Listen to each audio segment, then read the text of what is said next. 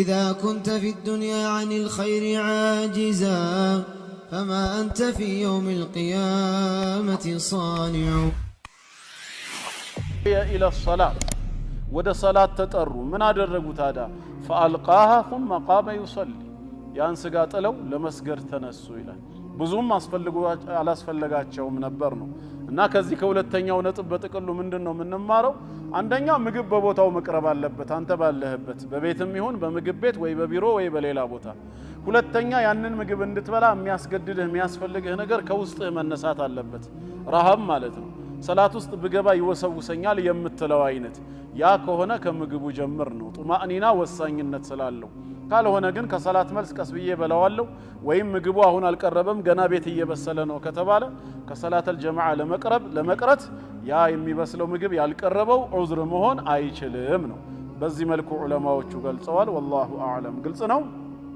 ሶስተኛ አሁንም ከሰላት በፊት لا تصلي وانت حاقن او حاقب او حاذق እነዚህ ሶስት ሁኔታዎች አንተ ላይ እየተጫኑ ሰላት አትስገድ ይላል لا تصلي وانت حاقن حاقن ማለት ሽንት ወጥሮህ ማለት ነው والحاقن هو الذي يغالب البول ሽንት የወጠረው ለውጣ ብሎ የሚታገለው ሰው እያፈነ ያንን ሽንቱን ሰላት ውስጥ ገብቶ አይስገድ አው حاقب حاقب ማለት ደግሞ ቆሻሻ ከኋላ በኩል ለመውጣት የሚታገል والحاقب الذي يغالب الغائط ቆሻሻው ለመውጣት የሚታገለው ሰው حاذق ማለት ደግሞ አየር ለመውጣት የሚታገለው ማለት ነው ያ የተቃጠለ አየር ከኋላ ለውጣ እያለ እየታገለ አንተ አፈነህ ሰላት ውስጥ አትስገድ ነው ጀማዓ እንኳን ቢያመልጥ በተረጋጋ መልኩ እነዚህን ጉዳይ ከፈጸምክ በኋላ መስገድ ትችላለህ فعن عبد الله بن الأرقم أنه كان يؤم قومه عبد الله بن الأرقم رضي الله عنه ህዝቦቹን ኢማም ሆኖ ነበር የሚያሰግዳቸው فجاء وقد أقيمت الصلاة عند كان سيمتا صلاة إقام هونو درس تدرغو من አላቸው فقال ليصلي احدكم ከናንተ አንዳችሁን ከፊት አርጉና ያሰግዳችሁ እኔ እንዳላሰግዳችሁ فاني سمعت رسول الله صلى الله عليه وسلم يقول يا الله መልእክተኛ እንዲህ ሲሉ ሰምቻለሁ اذا حضرت الصلاه صلاه በቀረበ ጊዜ ኢቃም ሲባል وحضر الغائط ሽንት ወይ ቆሻሻ ልውጣ ብሎ ደግሞ የሚታገላችሁ ከሆነ فابدأوا بالغائط كقشاشاون كما سوجد جمروا قشاشاون كما سوجد جمروا وأنا عائشة رضي الله عنها قالت سمعت رسول الله صلى الله عليه وسلم يقول كناتاتنا عائشة عند تلالفوا دقمو يا الله ملكتنيا انديه سيلو سماواتشو لا يصلي أحدكم كنانت عنداتشو صلاة سقبتو انداي سجد بحضرة الطعام مقب بقرببت ሁኔታ ላይ ሆኖ ነፍስያው እየፈለገች ቅድም ባል ነው መልኩ ማለት ነው ትቶ ሄዶ ወደ ሰላት እንዳይገባ ولا هو يدافعه الاخبثان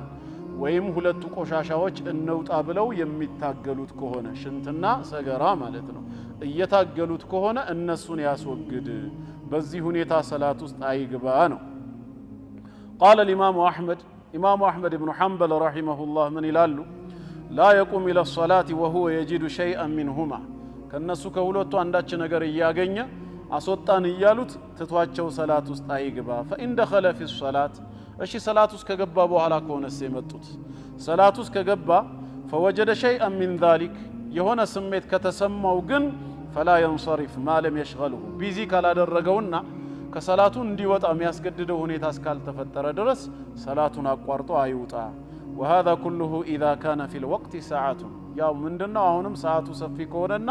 ተመልሶ ለመስገድ የሚመቸው ከሆነ ነው فإن كان فيه ضيق ነገር ግን ሰዓቱ ጥበት ካለበት يخاف فوته ሰዓቱ ያልፈኛል ብሎ የሚፈራ ከሆነ لو اشتغل بالأكل أو تفريغ النفس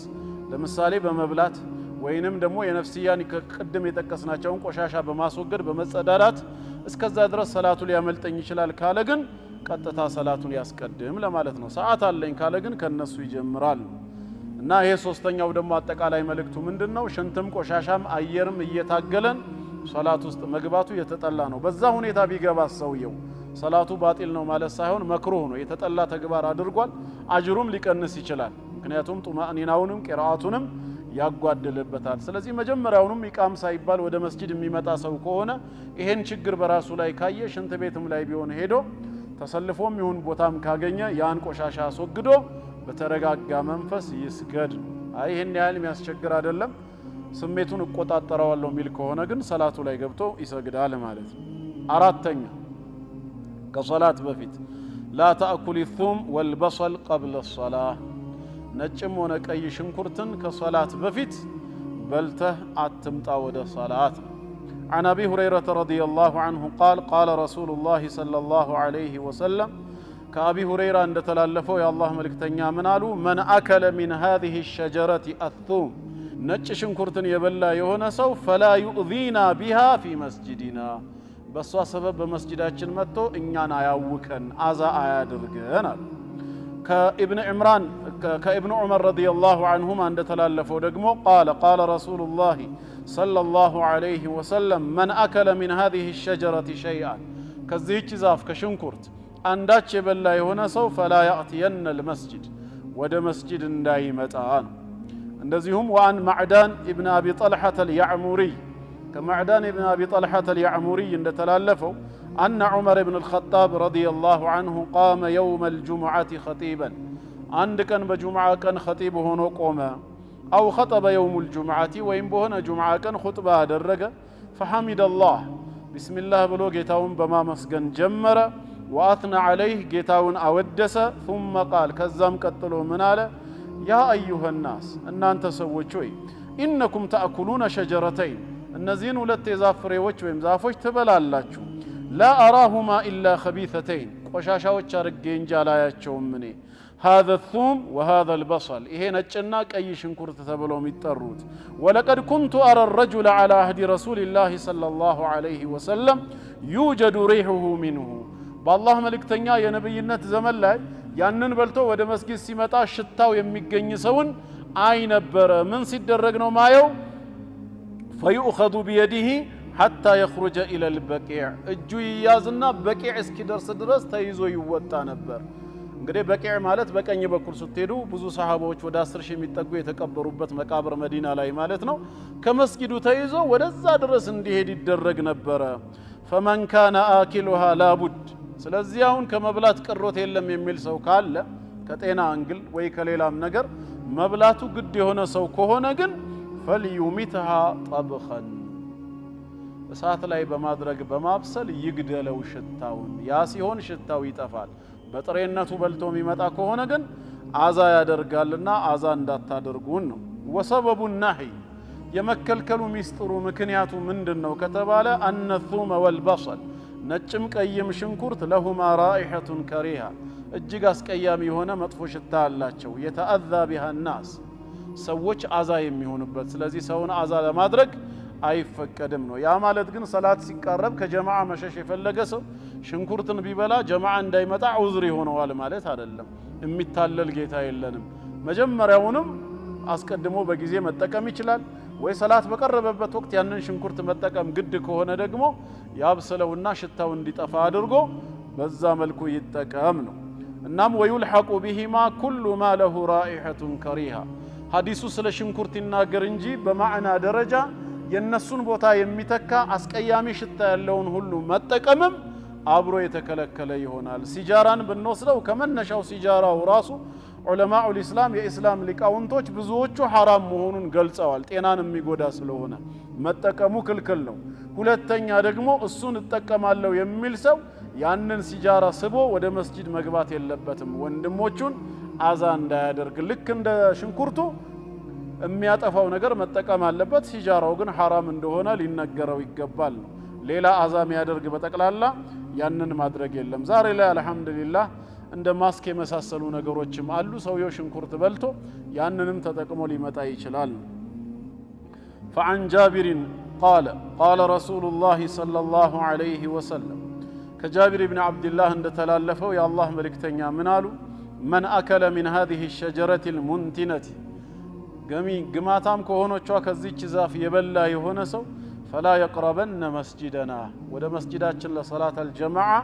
እንዳይቀርብ فإن الملائكة تتأذى مما يتأذى منه الإنس ሰዎችን አዛም ያረጋው ነገር በጠቅላላ መላእክቶችንም አዛ ያደርጋል። صلاه الجماعه ላይ ደግሞ መላእክት ይጣዳሉ እነሱንም ጭምር ስለሆነ አዛም ያረጋው እንዳይቀርብ ወደ መስጂዳችን ብለዋል ነው። እና ይሄ አራተኛው ደግሞ ከሰላት በፊት እንዳንፈጽመው የተባልነው በጥቅሉ መጥፎ ሽታ ያለውን ከቀኝ ከግራ ከፊትና ከኋላ ያሉ ሰጋጅ ወንድሞቻችንን የሚያውክ አዛ የሚያደርግ ነገር ተጠቅመን ወደ መስጂድ አንምጣ ነው። አምስተኛ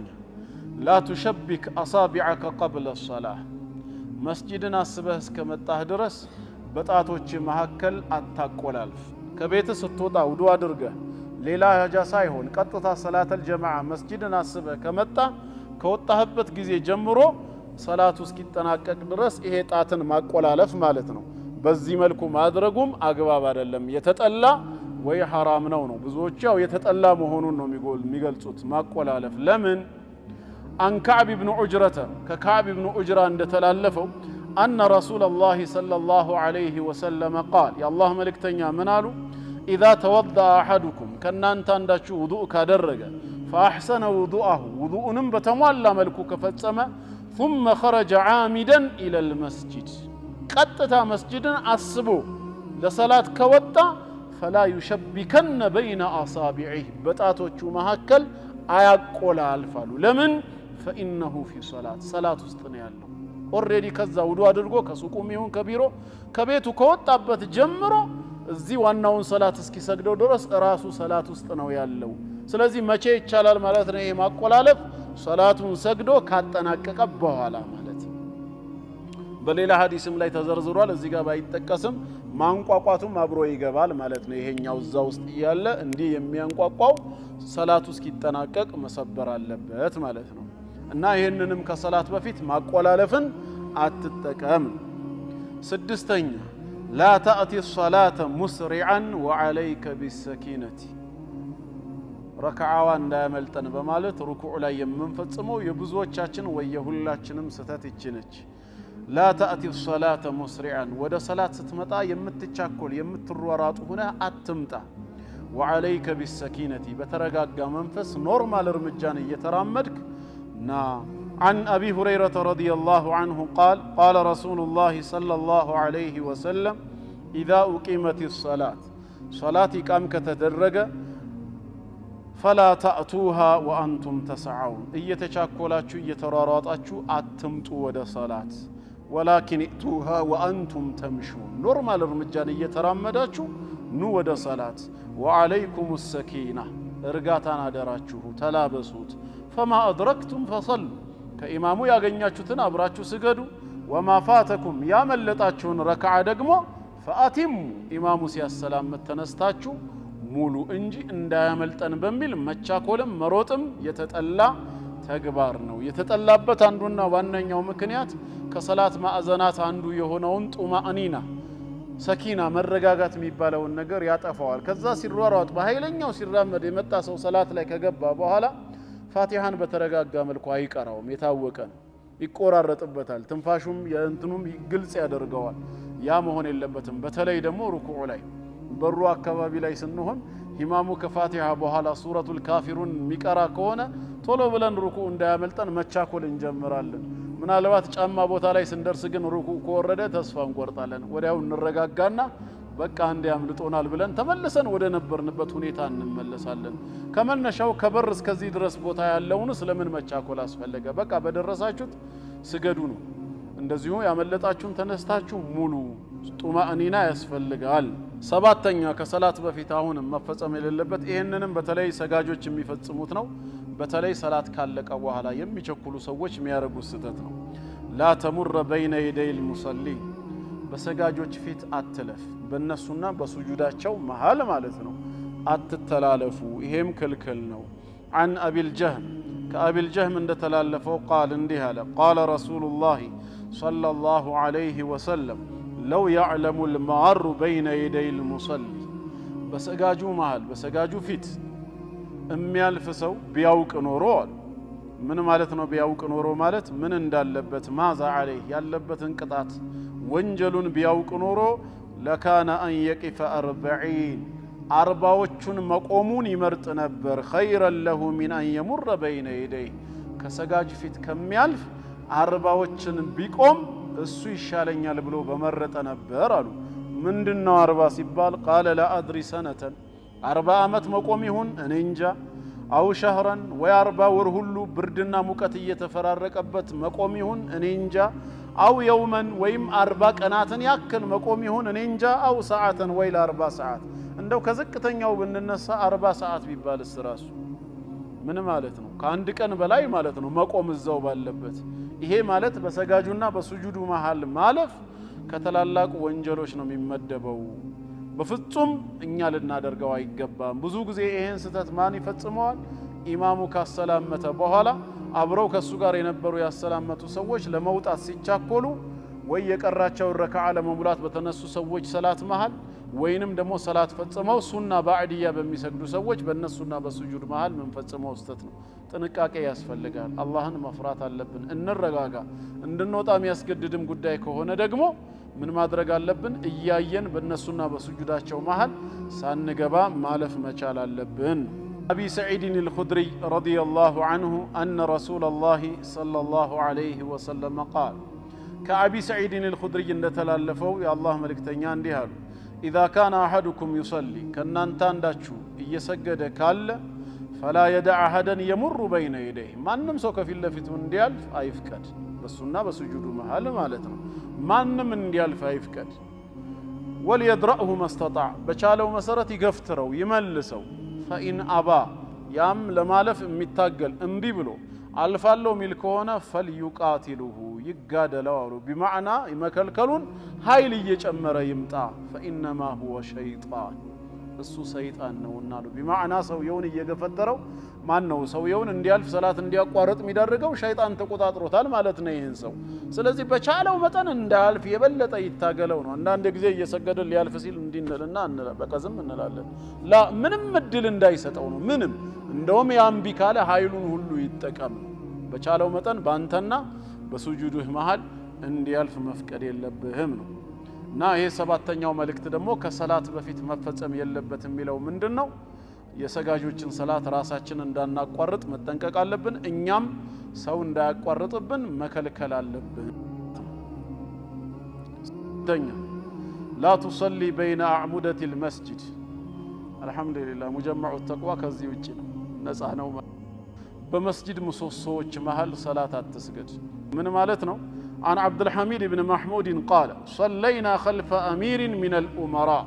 كمسلم مريوج كشمامنتوج كأندو غار إمام ሆነው አሰግዶን ከሱ ኋላ ሰገድን فاضطرنا الناس يسوج بذات አስገደደንና فصلنا بين الساريتين በሁለት ምሰሶዎች መሃል ሰገድን እንግዲህ እዚህ ጋር ምሰሶ ካለ እዚህ ጋር ይቆመውና እዚህ ጋር ይቆመው በመሐከላቸው ሰፍ ቆረጠባቸው ምሰሶ እዚህ ጋርም እንደዚሁ ምሰሶ ካለ ማለት ነው ተገደን فلما صلينا سجدن بأتناققن ጊዜ قال أنس بن مالك رضي الله عنه من إلال كنا نتقي هذا على عهد رسول الله صلى الله عليه وسلم